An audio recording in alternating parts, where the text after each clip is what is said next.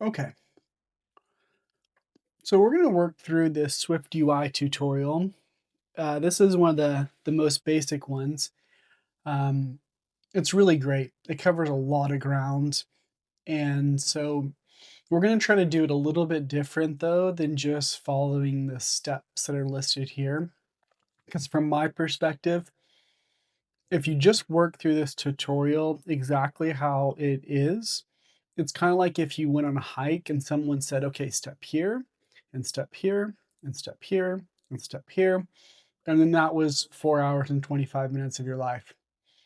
You would definitely experience things. You'll definitely learn something from it, but it doesn't put you on the right path.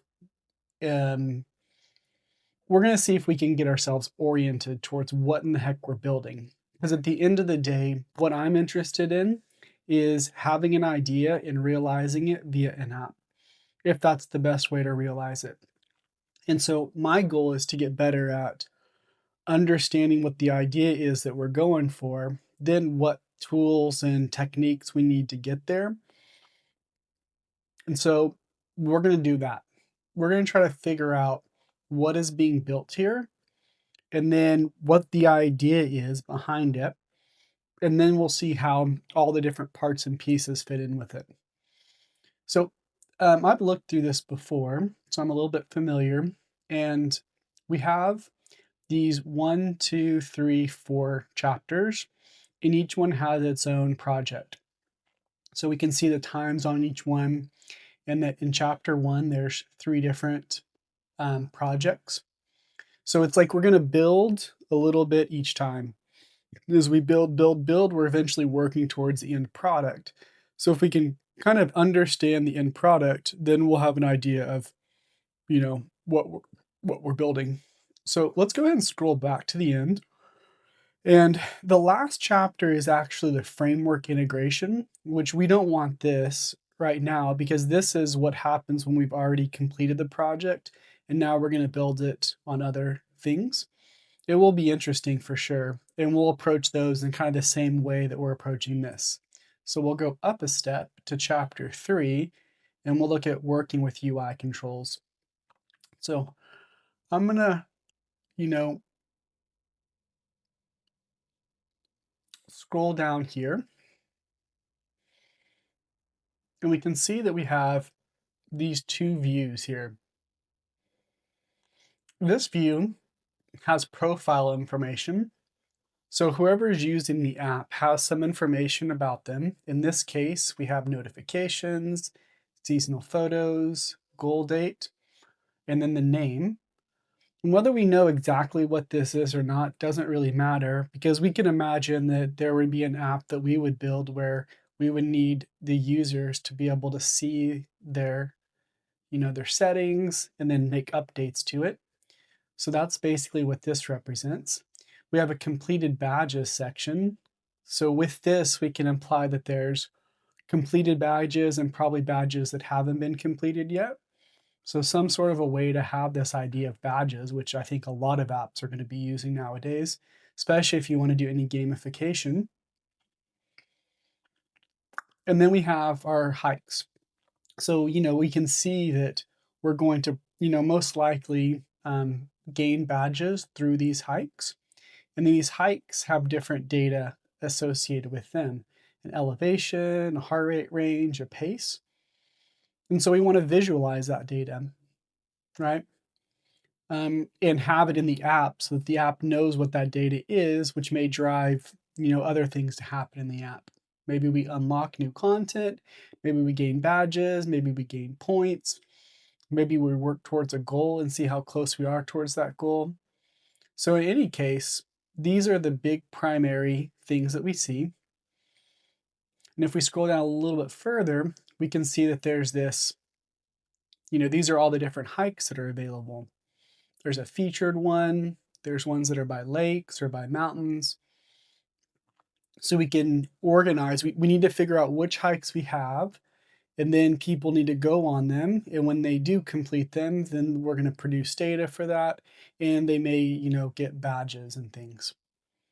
So that's kind of what we're looking at here, and we can see this app in motion.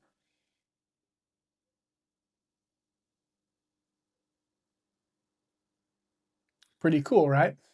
So these are our featured ones, all of the stuff we just looked at. We went and edited a profile. So this is what we're trying to build. This is what we're going to go for, and it's going to take us a long time before we get here. This is the end of 4 hours and 30 minutes of tutorial work, estimated, right? It could take longer or maybe shorter, who knows, to do these things. So this is what we're looking for.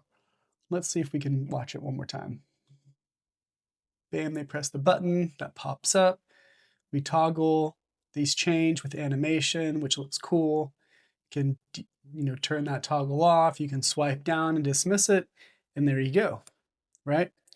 So now the rest of the tutorial will talk about how to do it. So that's what our goal is. So let's think through this, from, well, we kind of did, like we kind of have a pretty good idea. What we want is we want an app where we can store information about hikes.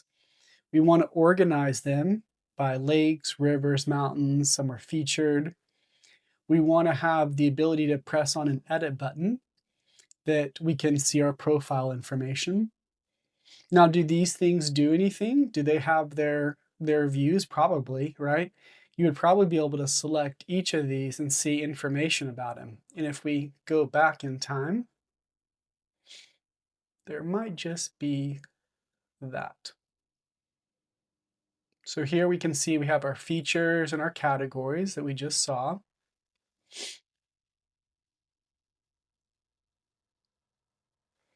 See what it looks like and see how these things are being built. And if I'm going too fast for you, you can, we'll go through these all one by one, and you can also go through it later one by one. But we can see we have these landmarks, so that's interesting, and they have favorites, and they're toggleable. You can star something. So let's see what happens here. We pressed into one, we can see a map about it, we can see information about it, we can form it as a list, we can change just our favorites, we can go into it, we can favorite or unfavorite something, go back, and there you go. So this is where we saw a bit ago, but they added this ability to add the profile information. So this is what we're building right now. We want some way to store all this information about these hikes.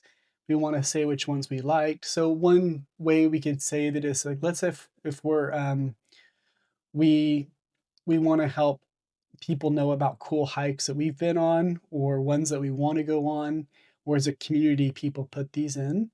And so then they categorize them, and then which ones you can go and hike on. You might say, oh, I want to go by a lake. And there could be more things that we want to do later on to make it more localized, or maybe dependent upon different national parks or different cities or something. So this is what we're going to be working towards, right? So now we have an idea. We have an idea in our mind, and now we're going to build it. And that's what we're going to start doing next.